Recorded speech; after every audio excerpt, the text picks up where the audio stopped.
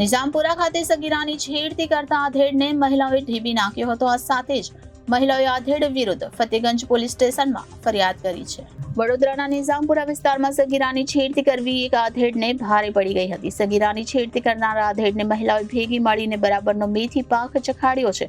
આ સાથે જ મહિલાઓએ આધેડ વિરુદ્ધ ફતેગંજ પોલીસ સ્ટેશનમાં ફરિયાદ કરી છે, જ્યાં એક તરફ પશ્ચિમ બંગાળમાં બનેલ મહિલા તબીબ પર દુષ્કર્મ અને હત્યાની ઘટનાએ સૌ કોઈને હચમચાવી દીધા છે, જેથી દરેક વ્યક્તિએ મહિલાઓ તેમજ બાળકોની સુરક્ષાને લઈને સતર્ક બનવું આવશ્યક બન્યું છે. ત્યારે આવામાં વડોદરા ખાતેથી છેડતીની એક એવી ઘટના સામે આવી છે કે જેમાં આધેડને સગીરાની છેડતી કરવી ભારે પડી ગઈ છે. વડોદરાના નિઝામપુરા વિસ્તારમાં સ્ટેશનરીની દુકાન પર સ્ટેશનરી લેવા આવેલ એક સગીરાની આધેડે છેડતી કરતા ભારે હોબાળો મચી જવા પામ્યો હતો.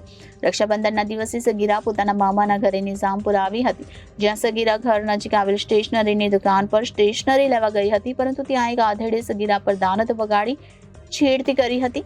સગીરાએ પરિવારને આ ઘટનાની જાણ કરતા મહિલાઓએ દુકાન પર પહોંચી આધેડને ઢીબી નાખ્યો હતો, જેના બાદ મહિલાઓએ આધેડ વિરુદ્ધ ફતેગંજ પોલીસ સ્ટેશનમાં ફરિયાદ નોંધાવી હતી. Bureau report, Janadesh news, Vadodara.